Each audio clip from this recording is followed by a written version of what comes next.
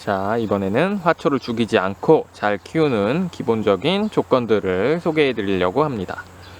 화초를 키우는 데 있어서 가장 중요한 요소들로는 첫 번째로는 식물의 생육 환경을 파악하는 것, 두 번째로는 식재할 곳의 토양 성질을 파악하는 것, 그리고 세 번째로는 토양에 따른 물 관리 요령을 습득하는 것이 가장 중요하다고 할 수 있겠습니다.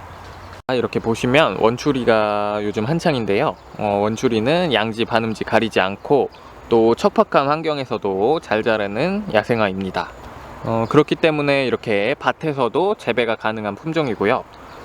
내가 키우고자 하는 식물이 추위에 강한 식물인지, 더위에는 강한지, 물을 좋아하는지, 양지, 반음지, 어떤 공간을 좋아하는지 등 생육 환경을 파악하시는 게 중요하겠습니다.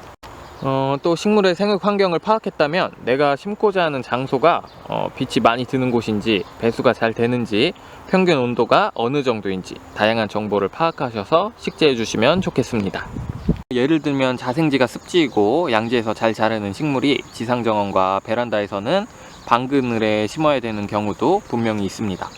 산에서는 습지라도 지면의 온도가 낮고 물이 계속해서 순환되는 구조의 환경이기 때문에 잘 성장하지만 정원에서는 물이 흐르지 않고 고여 있으면서 지면의 온도가 상승하게 되면 뿌리가 고사하는 상황이 발생할 수도 있습니다. 이런 경우 때문에 식물들은 배수가 잘 되는 토양을 선호하는 것이고요.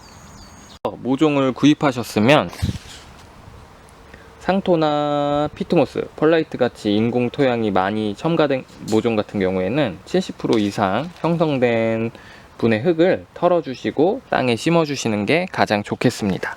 이 모종을 그대로 이렇게 빼서 분이 형성된 상태로 땅에 이렇게 심게 되면 이 부분만 웅덩이가 형성된다고 보시면 이해가 쉽겠습니다. 식물을 심고 나면 물관리 요령이 중요하겠습니다. 정원에 식재하는 경우에는 심을 때만 물을 충분하게 주시고 평균보다 건조하다고 판단되는 경우에만 다시 물을 충분하게 주시는 게 좋고, 너무 물을 자주 주시는 것은 오히려 식물에게 악영향을 줄 수가 있습니다. 또 이렇게 더위가 찾아온 여름 같은 경우에는 처음에 물을 틀고 물의 온도를 확인하셔서 찬물이 나오는 것을 확인한 다음에 간수하시는 게 중요하겠습니다. 화분 같은 경우에는 대부분 배수가 잘 되는 토양에 심었다면 겉흙이 마를 때 충분하게 관수해 주시면 되겠고요.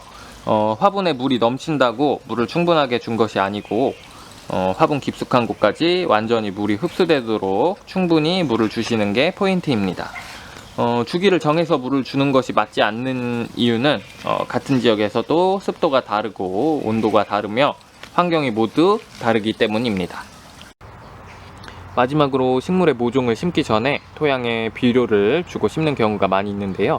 1년생 화초나 강건한 식물 같은 경우에는 비료를 먼저 주고 심어도 잘 성장하지만 과다한 비료는 식물에게 안 좋은 작용을 하는 경우가 있습니다. 식물을 심고 잘 자라기를 바라는 마음으로 바로 비료를 주지만 식물의 뿌리가 내리기 전에 비료를 주시면 뿌리에 직접적으로 영향을 줘서 뿌리가 상하는 경우도 있고요. 너무 많은 비료의 양분을 감당하지 못하고 잎이 금방 말라버리는 현상도 일어날 수가 있습니다. 그렇기 때문에 항상 식물의 뿌리가 땅에 활착한 후에 웃걸음식으로 비료를 주시는 것이 가장 적합한 방법이라고 할 수 있겠습니다. 이렇게 다양한 환경에서 자라는 야생화 키우는 방법을 알아보았습니다. 야생화의 특성을 이해하고 잘 관리해 주시면 더욱 안정적인 모습으로 성장하는 모습을 볼 수가 있겠고요. 다음에는 더 재밌고 알찬 정보로 찾아뵐 수 있도록 하겠고요. 정원과 아파트 베란다, 실내 정원 등에서 아름다운 야생화들과 함께 하기를 기대하겠습니다. 감사합니다.